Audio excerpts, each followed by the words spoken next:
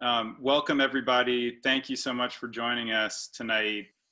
This is our second 3D virtual curator tour, and actually our third online exhibition this year.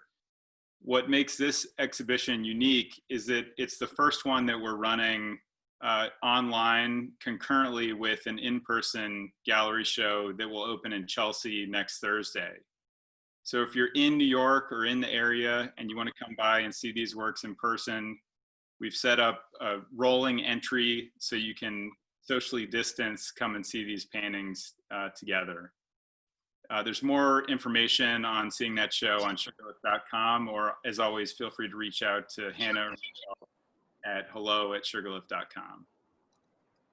I'm your MC. My name is Wright Harvey. I'm the founder of Sugarlift. I'm going to run through a few logistics before we get started, and then I'm going to hand it over to our much more interesting speakers tonight. We'll spend about 40 to 50 minutes walking through the gallery space and speaking with the curators and select artists in the show. We have 50 artists in this exhibition, so unfortunately we are time constrained. We can't get to everyone. We could spend an hour talking about each individual work in this show. So we're gonna have to glance over a lot of things. You can spend more time looking online. And we're actually gonna release this 3D gallery through a link so you can walk through on your own. Everyone on this call is set to mute due to the number of people on Zoom. We ask that you submit questions the same way that you submitted what you're drinking and where you're calling in from. We're gonna try to get to those questions at the end, time permitting. This note is bolded for some reason. All of the artwork in this show is available for purchase. So you can find links to all of this work through sugarlift.com/still. And again, you can email hello@sugarlift.com if you have any challenges with that. Okay, so on to the show. Still, this is our first still life show, and we're really excited to explore this idea. The question we start with is why? Why would we want to present a show that's dedicated to this type of painting? And for me, before I dive into a subject like this, my immediate thoughts when I think of still lives are that they're quieter. They're not very tend to be expressive or showy. I tend to think of still lives of flowers, a basket of citrus. I think of a memento mori, a skull with an hourglass. And so paintings like these have been created, certainly, and perfected certainly since the Renaissance and since antiquity. It's a well-beaten path. And for all those reasons, one of the questions is, why is there this big community of artists, of extremely technically brilliant, conceptually brilliant artists who are still exploring this field? What is their motivation? Are they purely trying to create beautiful objects? Are they trying to push the limits on still life painting and do it better than some of the old masters that Calvin will talk about? Are they trying to create a new way of seeing and a way to share that with all of us? These are the foundational questions that we started with as we put this show together. And we're really happy how this show came together. We have 50 of, in my opinion, the best contemporary artists presenting a range of different still lives that I think address those ideas in all different ways. This show was curated by my lovely wife, Calvin Harvey, whose bona fides are not nepotism. It's actually because she is a specialist. She's a vice president and specialist at Sotheby's in the Old Master Paintings department. And I tell you, she opened my eyes to still lives and all of the old masters by dragging me around the Met and forcing me to fall in love with them, of which I'm very grateful. Dina Brodsky is our other curator. Dina has an incredible eye. She's an amazing artist. She can do it all, miniature painting, landscapes. She's part of a bird show we have coming up called Birds for Sophia. With that, I'm gonna jump into our 3D space here. Is everyone still with me? Now that we're in the matrix? Okay. So we'll walk up to our cover lot here. And these are two artists in the show, but I'm actually gonna pan this way. These artists are really amazing, but I'm not sure if they've ever hung next to Caravaggio in real life or digitally. And Calvin, I'll hand it over to you.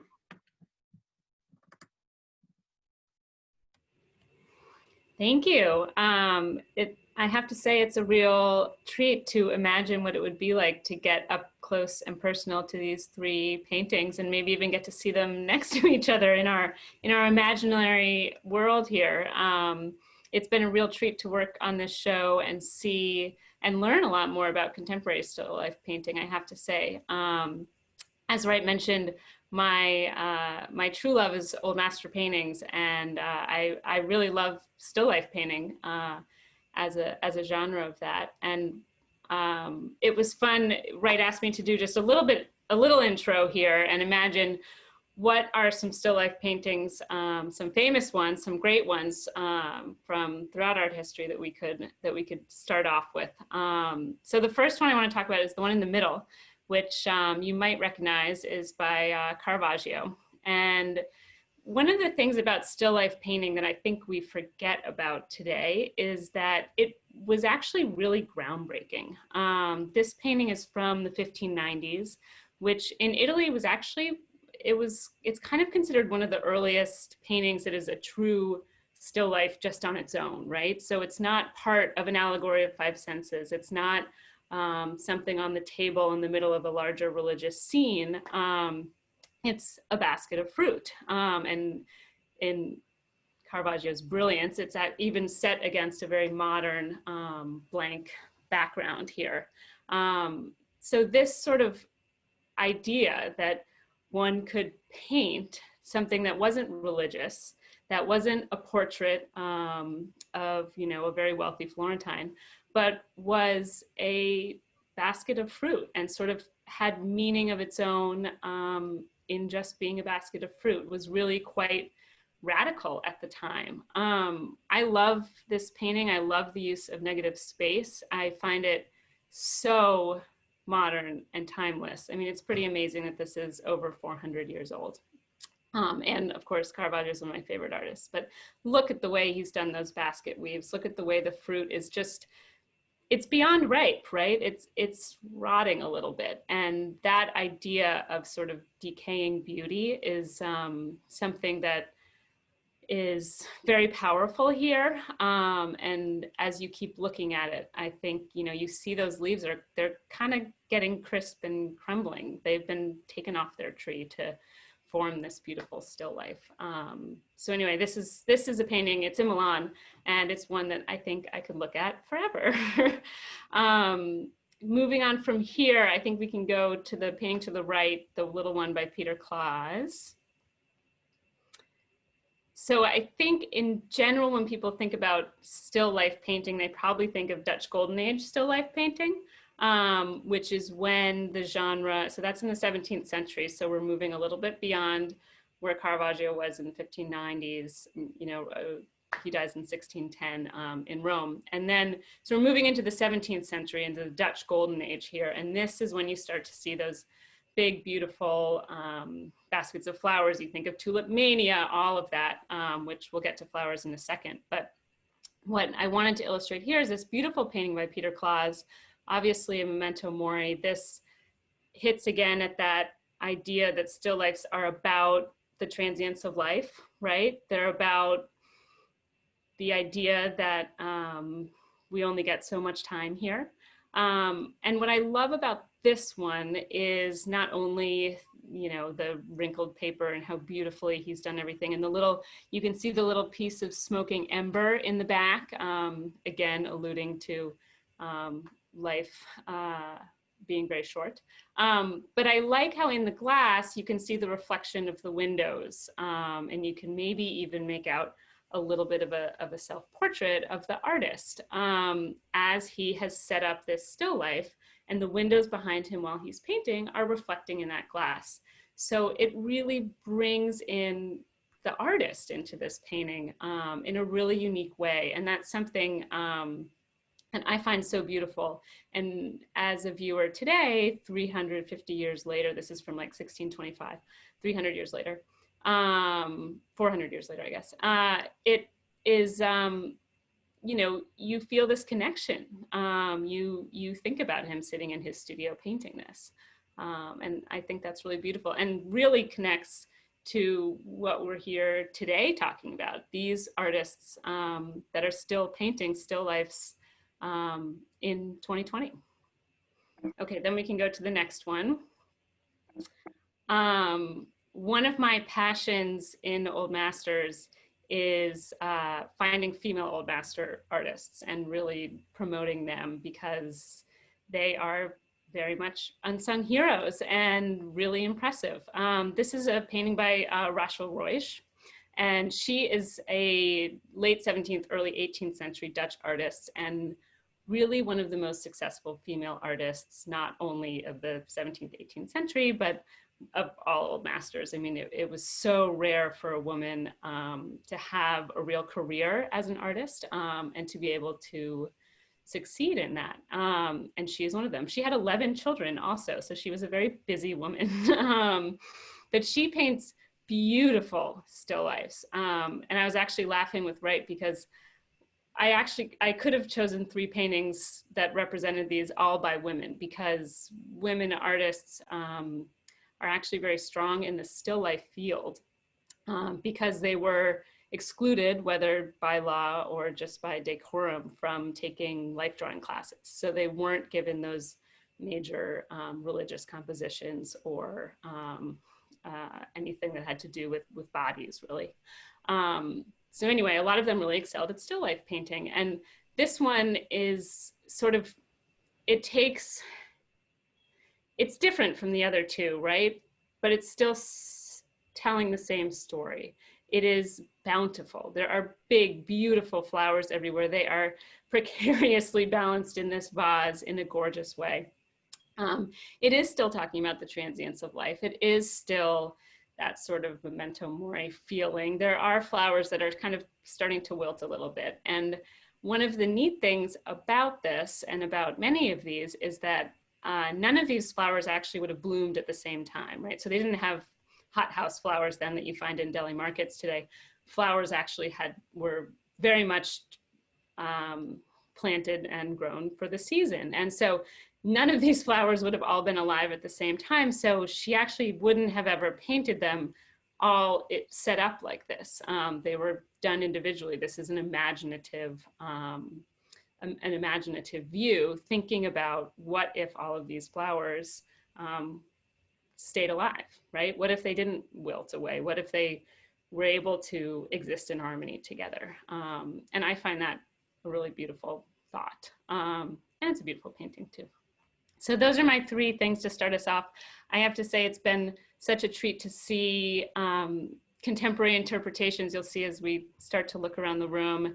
And I hope that some of the artists that we talked to tonight might shed some light on some of their favorite still life paintings from the Old Masters or different genres that they've been inspired by, because it's really exciting to see where this genre has come to today. Well, thank you, Calvine, for that quick masterclass in Old Master still life painting. Just like the skull reminding us that life is short, we need to remember that this virtual gallery opening is short, so we've got to keep things moving. Sorry, I went on too long. Forever. Fortunately, you're stuck with me. So we are going to move on. We have 5 very special guests of the 50 artists. We could have picked all 50 to talk with us today. We're going to start with Miriam Escoffier, who is based in, she's calling in from London. So it is, if I do my math correctly, 11:20 her time. So Miriam, I don't know if you're unmuted. I am, yeah. Excellent. Miriam was born in Barcelona. She's the daughter of Jose Escofet, who is also an incredibly talented and famous artist represented in this show. She studied at the Epsom School of Art, graduated focusing in 3D design. And Miriam, I first saw your work when you won you were the winner of the BP Portrait Award in 2018, which is the most prestigious portrait award out there. So thank you so much for joining us. And Calvin and Dina, feel free to continue the conversation. Thank you. Thank you for having me.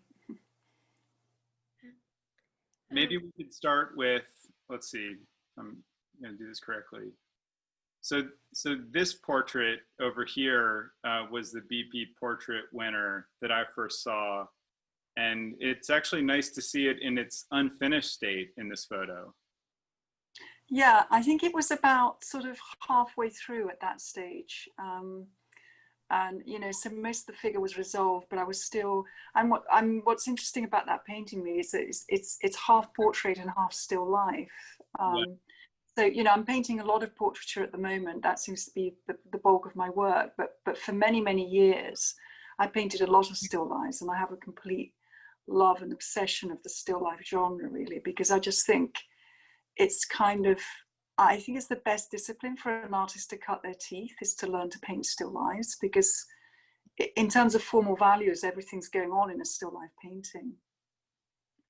And then obviously the photo next to that one is one of my father painting one of his many, many kind of floral paintings that he became very well known for. That was a photo taken quite a few years back when he was working for one of his many exhibitions that he had in New York, actually. I want to zoom in on the still life part or aspect of the painting, and I want to relate it to what Calvin was talking about, to the clays, when she pointed out some of the details like the ember and the reflection. And one thing I love about still life painting is that it gives you, the artist, to not only highlight your ability to render better than Steve Jobs at Pixar, but it also allows you to do things with painting that you can't do digitally or with photography. And you get to hide these little sort of Easter eggs in your painting. And just details, we'd love to hear, you know, some of the areas that you maybe considered the most, or some of your favorite moments. Yeah, I mean, I just love, with this particular painting, I deliberately muted the whole color palette by choosing these very white kind of porcelain objects. But also my mother in the painting is dressed all in white, and, you know, the background is gray. So it's a very muted palette, because I really just wanted to concentrate on the spatial qualities and to create a sense of quietness in the painting. And I think, again, just going back to the sort of the subject of still life, I think you just can create such atmospheric qualities in still life, because as Calvin was saying, it's as much about the negative space as it is about the actual object. And it's that relationship between object and space that I find so fascinating. And of course that brings into play all these kind of atmospheric qualities. So that's what I got really lost in this portrait, in the kind of, you know, the table setting aspect of it, were these kind of incredibly subtle shifts between light and shadows and the kind of midtones of the objects. And it's just such a beautiful thing to play around with as a painter.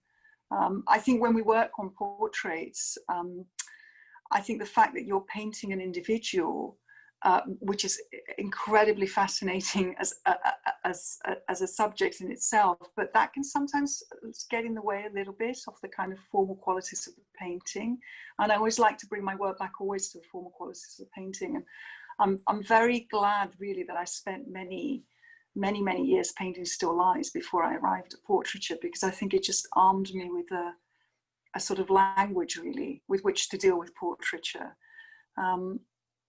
So yeah, it's the kind of shadow areas, I think, also in the paintings that really fascinate me. I use a lot of glazing in my painting technique, and and you can create this very mysterious shadows where the object almost gets lost into the background, and when you can almost sort of make a very mysterious edge between the object and space. I mean, that just really interests me pictorically.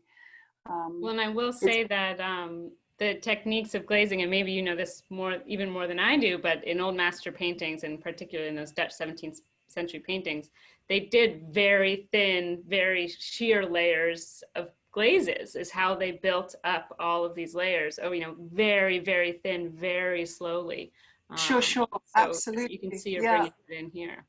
Yeah, no, and that's exactly how I work actually, and it is a very slow technique, but you can just get such an incredible sense of not just the shadows but the lights, because obviously the deeper the shadows become, then it has an effect of bringing the lights out as well, and you can glaze the lights as well. It's not as easy, but yeah.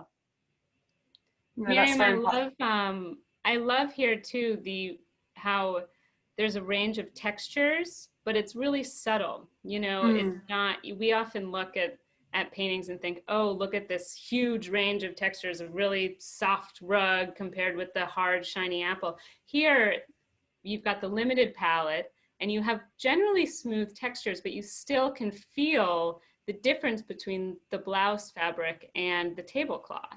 And you've done that so subtly and beautifully here. I think it's really amazing and impressive. My personal texture is the stretched skin next to the golden ring on the right. Yeah.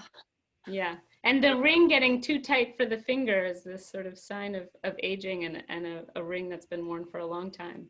There's great universal symbolism throughout this one. Miriam, I don't mean to embarrass you, but I pull up this photo. I think any of us will have made it when we're on the cover of OK Magazine in London. I just wanted to point out that this was a portrait that Miriam unveiled to the Queen via Zoom just a few weeks ago. Yeah, no, that was what, I mean, I've slightly lost track of time since then, because, you know, life has gone just slightly bonkers, but yeah, that was a painting. I've been working on that project, the portrait of the Queen, for the past year, more or less. And it's, and in fact, you know, right throughout lockdown, I was working on this work, and it finally got unveiled, I think in July, mid-July, I think it was in the end. And yes, done via Zoom, similar to what we're doing now, really, for the Queen. And, you know, she seemed to really like it, which was wonderful. And obviously it was an incredible commission to work on. And I'm sure you need to be careful about the symbolism so you don't lose your head when you unveil this one. Yeah. Yeah. Faced by too many paparazzi. I wanted to show two more examples of your work that are incredible. You know, the still life on the right is in the show, and it's just amazing the relief that you can create in a 2D painting. Calvin was talking about the different textures, but just the depth you get in the folds of the satin, you know, in a 2D space is incredible. And then to the left, again, this is a painting. This is not a photo of a sculpture. Yeah, not only is it a painting, but I actually constructed that maquette in order to paint it. It's something that I do a lot. I like to, because you know, as you've mentioned, I studied 3D design, and I love making and I love constructing. And sometimes I think I almost construct my paintings, because that kind of process of building them up through glazes feels almost like a sort of, you know, building up by layers. There's this kind of similarity there. So anyway, as often as I can, I like to build props and maquettes that then become the subject matter for my painting, which is sort of what I did with the Angel and the Devil, the piece that you have in the exhibition. It was a much simpler construction, but it's almost like I create a little theatre set, which is then carefully lit, and that becomes, you know, the subject that I paint. We can see the influence of your 3D design background from school. Miriam, thank you so much for joining us. It's an honor to have you. Thank you very much.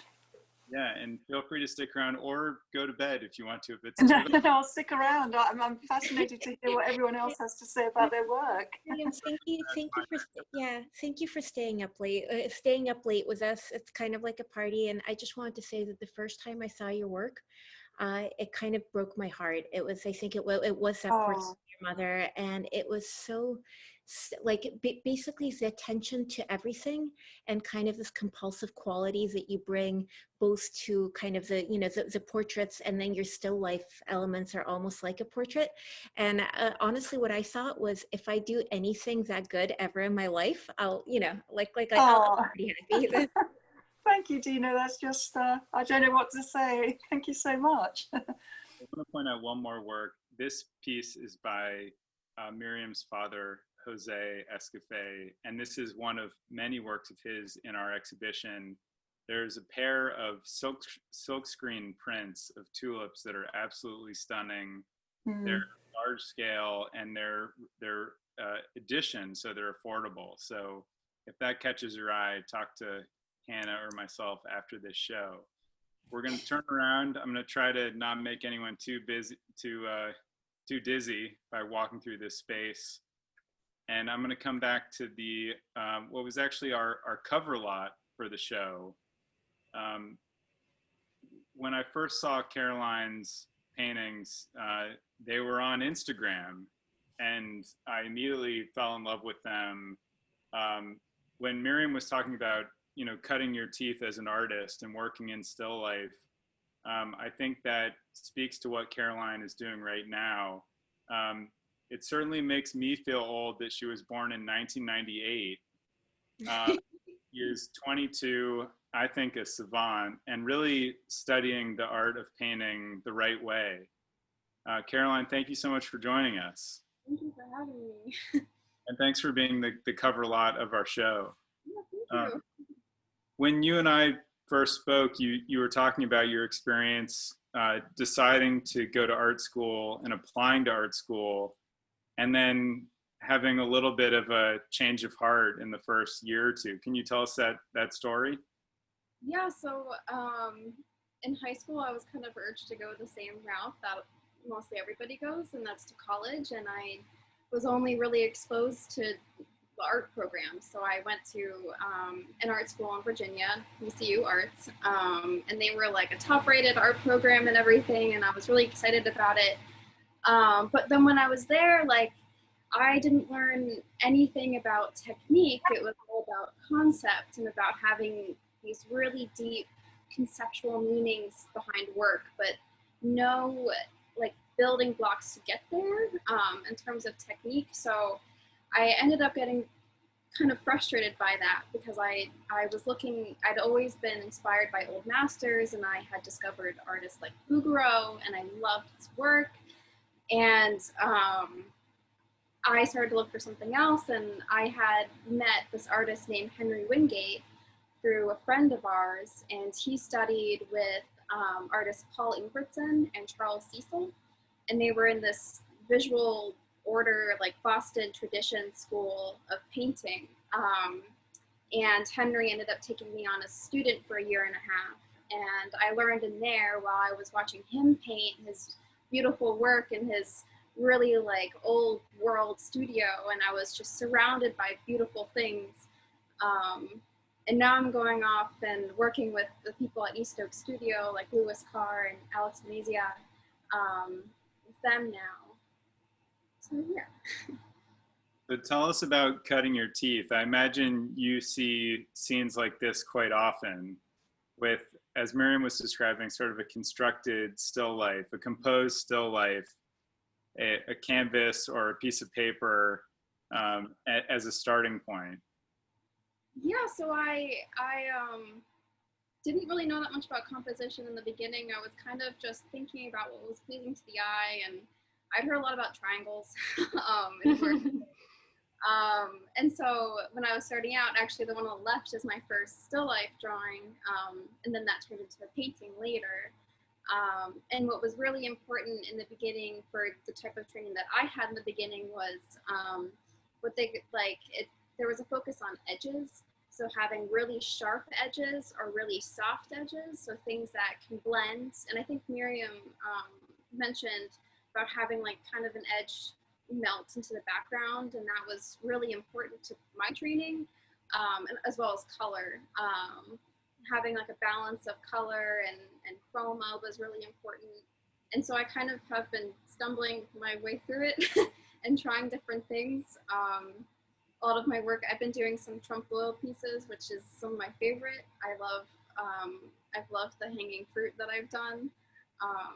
But mainly I've been focusing on kind of a quiet beauty that I found in still lives. Yeah, I wish I could stumble my way through life the way you stumble through your still lives. I want to zoom in on one. This is actually the painting that you're painting in the previous photo. Yeah. And Calvin, I don't know which old masters this draws upon. You're the expert in that area. I know, I just thought, oh, how did I not choose a painting that had a lemon peel in it? But Caroline did it for us, so it's okay. And then of course, these trompe l'oeil paintings that were the cover lots of the show. Caroline, I don't mean to embarrass you or put you on the spot, but Caroline is so early in her career that she hasn't really sold her work beyond friends and family. And so we talked about what these should even be sold for, and we put a very fair price on them, and I think they sold almost immediately. As a quick plug, there are 2 more paintings by Caroline in the show that are a steal. And if you love her and love her work, the first person to buy them wins. Caroline, the last question is, as you think about your career, over the next decade and beyond, what is it that you'd love to achieve? Really what I've been focusing on and what has driven me is kind of creating a sense of timelessness in my work. I have fallen in love with Fugaro and Florence Alma Tadema and Waterhouse, and I know that it's a little bit harder to make figurative work like that nowadays and do something full scale. But really beauty. Like, I'm really focused on natural beauty and appreciating what the world has to offer in terms of that. Caroline, for all it's worth, I know it's kind of not an easy road to travel, both painting and figurative painting and the kind of paintings that I think all of us here like. But that being said, it's a better time to be doing this, I think, right now than it has been in probably about 100 years. So like you're here at a good time. And your work is gorgeous, so you would have succeeded no matter what. You would have been like Calvin. I've just realized I've been mispronouncing Rachel, whichever way you said Rachel. Yeah, you can say like Rachel as like a Dutch way, but we also call her Rachel Royce all the time, so it's fine. Okay, but totally acceptable. Caroline, you would have been one of those anyway. Whenever you painted. For sure. So let's see. Yeah, Caroline, thank you so much for being in this show. Whoops. All right. Sorry, I'm losing control here. Sorry, I'm gonna have to reload this 1 second. Caroline, I'm curious, do you ever have an issue where the fruit rots before you finish the painting? Yeah, definitely. I have had to like wire new leaves onto my setup before I think for that one painting with the lemon peel in it, I think I peeled like 8 lemons. So fruit goes pretty quick, so it's kind of working on your feet and finding what's really important with the composition, and but it's really fun. I mean, it's difficult, but it's really fun. So when I was your age, I was cutting my teeth and doing one of my first commissions, and it was an oyster still life, and I would take it out for like, the 2 of the freezer for the 2 hours it would take me to work on it. And at some point my housemates at that time basically boycotted me. They said it's either the house or the still life, but one of you's got to go. I can parents haven't been happy with the rotting fruit that we have. Sorry about that. All right, so I was able to navigate. Caroline, thank you so much. In the interest of time, I'm going to keep moving. We have this nice trio by Zane York, Carlo Russo, and I'm going to zoom in on Todd Casey, who is our next guest speaker. Todd is a painter and an educator. He wrote a book on the art of the still life, as you can see here, which is a great read. I've been trying to absorb as much as possible over the last couple of weeks since I received my copy. I think Calvin, you and Calvin give each other a competition on who does the best sort of educational old masters, but there's a great component of old master still lives in this book. And thanks for educating me on the world of the still life. You think of it as a group of artists, but really, as you conveyed to me, it's a number of warring factions that are competing with one another on which form of art is the best form of art within the still life. Schisms, if you will. So I wanted to start with a little bit of your background and how you went from design into painting, but then also talking about some of your influences as a painter. Yeah, well, thanks for having me. And by the way, I think your wife is way more versed in all of this than I am. I just wrote a book and put that in there, but I hired a art historian to write the historical side of it. So you win.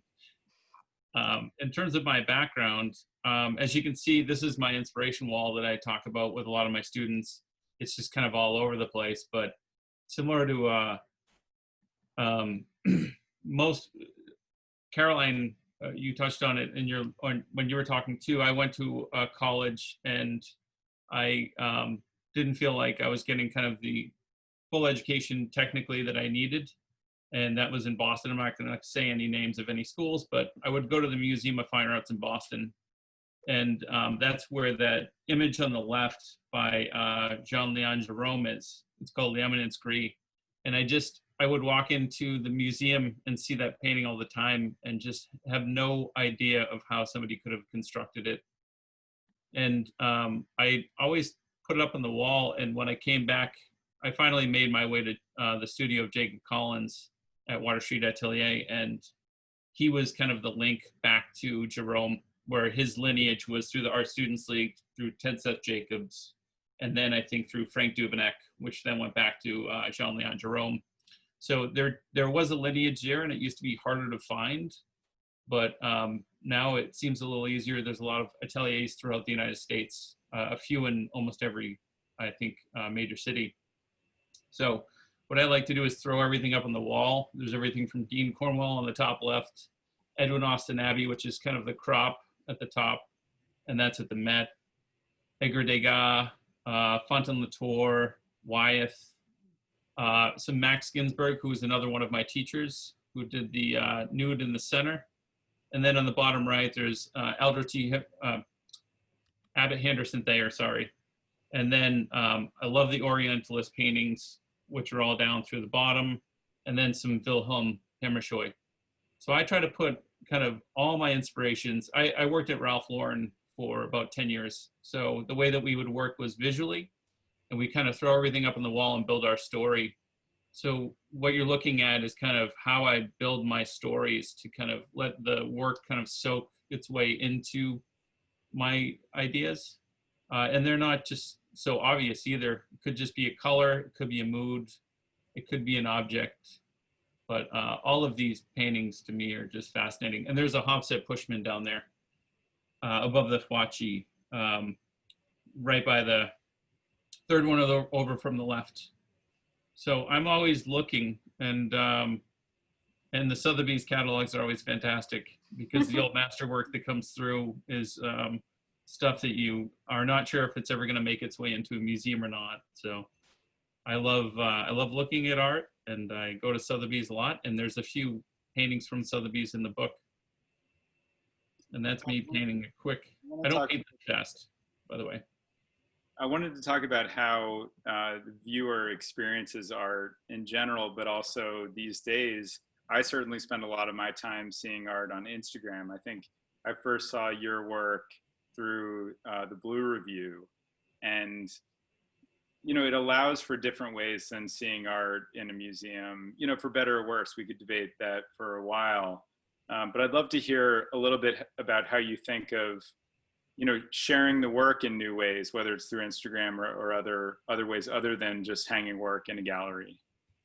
Yeah, I mean, the reason why I love to do these kind of time lapses and throw them on Instagram is because it just, it kind of, still life sometimes is thought of as a boring thing, but I think it can be an exciting thing as well. And I think almost like a fine wine, once you kind of start to drink it and refine your palate, you can really get into contemplative, narrative, whatever it is. There's just so much to offer when it comes to still life. So weird when you look at it like this on loop, though.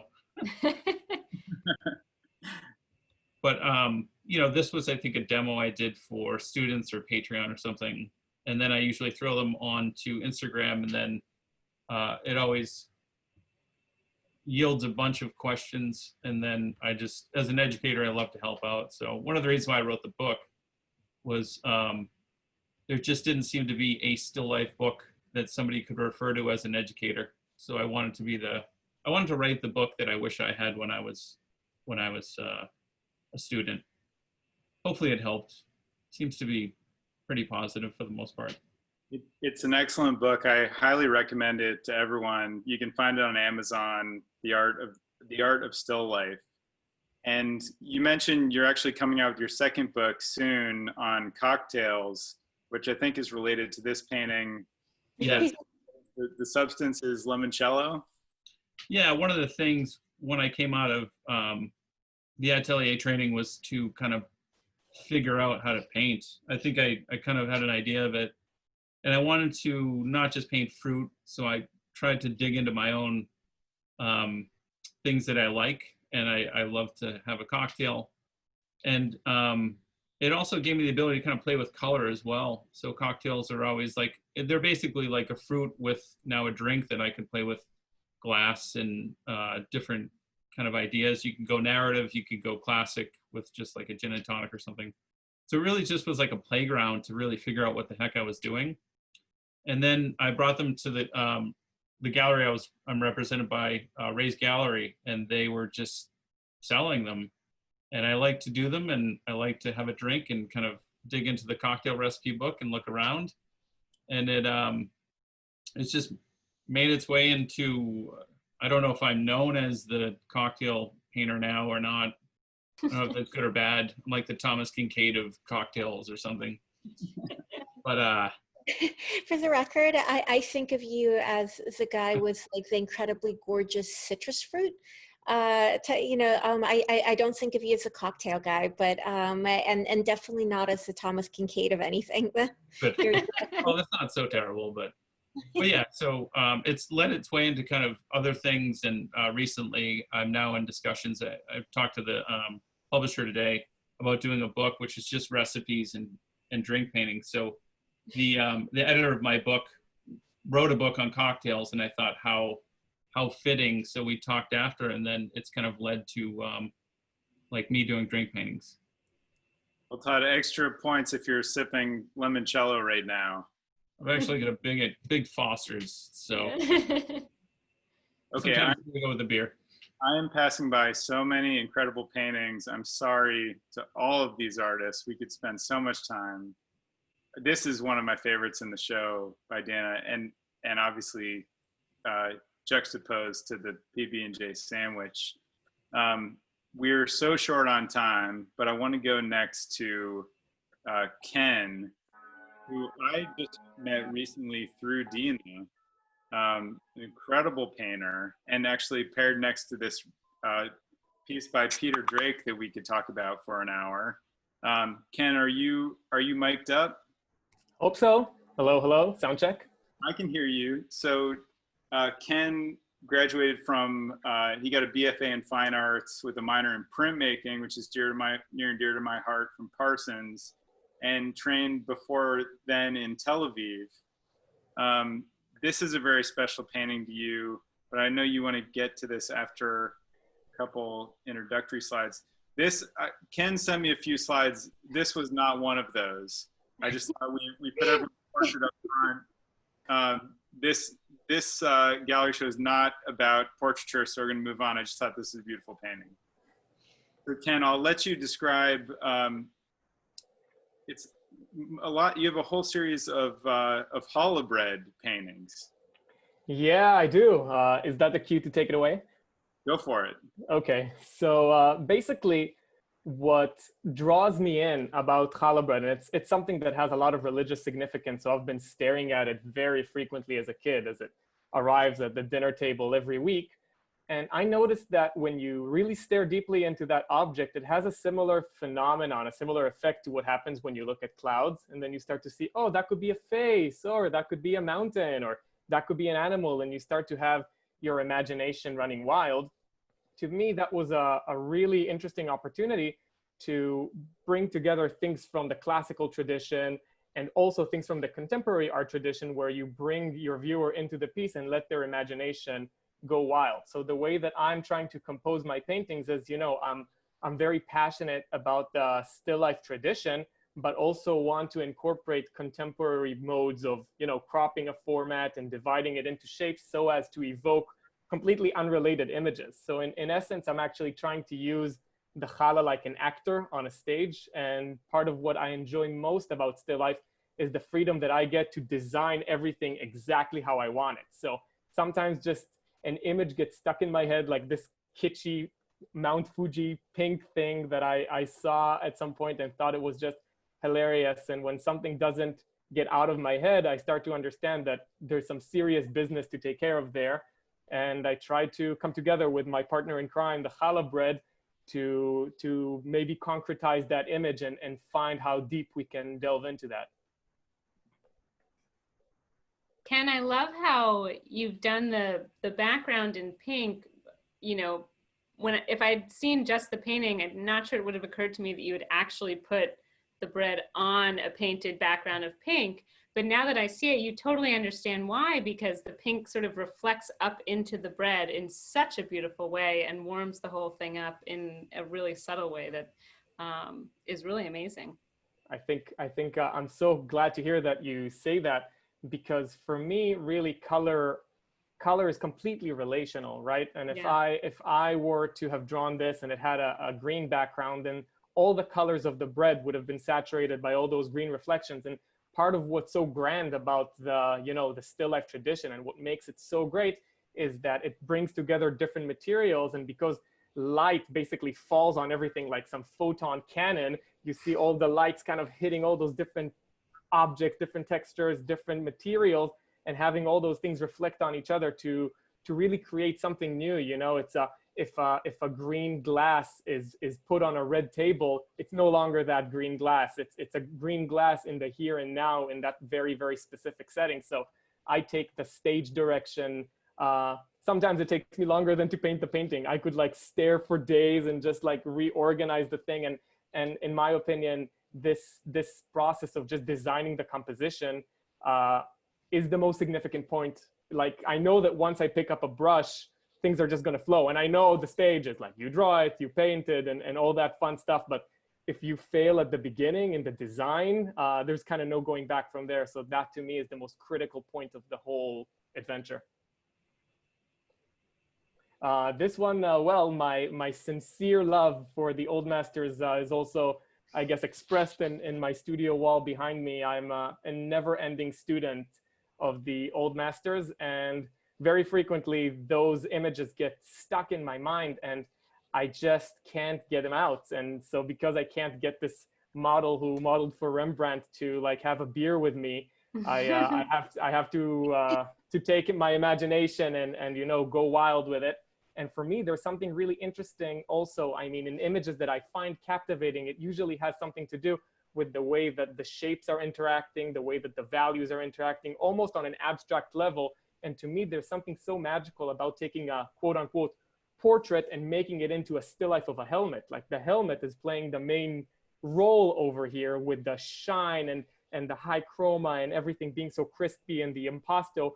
And then the face is just in the shadows. So for me, a lot of the times, like for example, if you would look at the previous image, you would see that the light part of the challah is usually like the big shebang. I put all the impasto there, all the color ecstasy and all those like, well, it's a little hard to see from this stuff, but in essence, I thought it would be really interesting to kind of mirror that in the portraiture tradition and take what is conventionally thought of as the most exciting part of the challah and put it in the side, in the shadow, kind of like his face is half hidden with maybe just a few shimmers to hint at the form that's being created, and to put most of the emphasis actually on the outer exterior. So very inspiring stuff. And I'm happy you brought Caravaggio because I brought Caravaggio. At least at least my own kind of Caravaggio. This Caravaggio painting, which you know, again, this kind of goes again to the point of things that you can't get out of your head. So I think a lot of my studio processes, I have this like bank of images that I find that the best way that I have to digest them, to understand why I'm so fascinated by them, why this organization of shapes I find to be so evocative. The best way that I have to deal with that is to actually put them on canvas. And this Caravaggio painting means a lot to me because I actually stared at it for about 11 hours straight when my friend was painting me for a portrait. So I can't really move my face. And he put in front of me, asked me, well, what do you want? And I just picked his Caravaggio book. I opened it to that page and I got to look at this portrait, though not at the original, but at least at that reproduction in the book for so long that for years it was just like, I would go to sleep and that thing was like in my head. So I just figured I'm gonna try to capture that. And to me, it's absolutely magical. This relationship between two forms that are both of the same thing, AKA figure, but very different. Like one looks very earthy and the other one looks really angelic.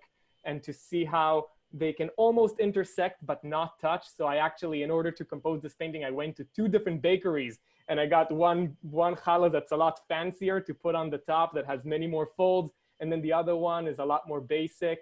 And the whole process of composing this was just such a fun trip. I enjoyed every minute of it.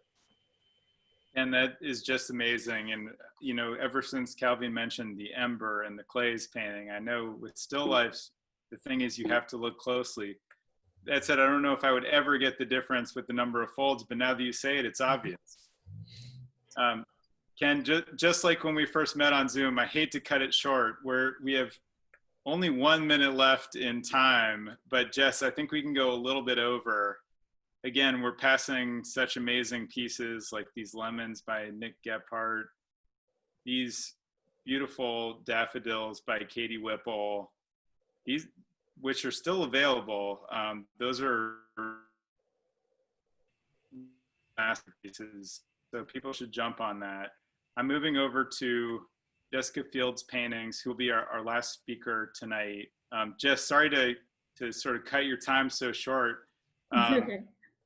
We wanted you to present a whole different area of still life painting, which is, it's much more expressionist. You're not really trying to represent exactly what you see, but maybe more of a feeling. And your process is a little bit more direct than the other paintings that we've seen tonight. Can you talk about your overall practice and how you think about the paintings you create? Sure, yeah. I mean, I typically consider myself a landscape painter, but everything that isn't a landscape that I paint kind of becomes one when I look at it. And since the pandemic and quarantine hit, these are my landscapes. So I work with a palette knife, and I do that in order to trick myself, essentially, into making complicated things more simple. So whereas I'm fascinated by the realism that everyone else is able to attain, this is my own particular lens into the world where everything I have to create is through a knife. It's like I'm putting obstacles in front of myself in order to get to the world and to the visions that I want to see. So that's where a lot of the rough edges come from, and the bright colors as well. They remind me of seeing like the Matisse cutout show at MoMA a number of years ago, where he's really later in life just really simplifying shapes, simplifying colors, making it very flat, and it makes it a very kind of ethereal feeling when you look at a work like this. This is a detail of one of the pieces that you had in the show. Yeah, my Bible lately has been the exhibition catalog for the Diebenkorn Matisse show from a couple years ago.